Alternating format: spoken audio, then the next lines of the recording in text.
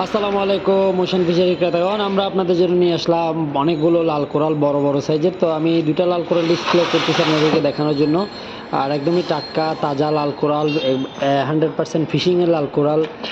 এই যে কান দেখেন আপনারা, একদমই লাল আগুনের মতো।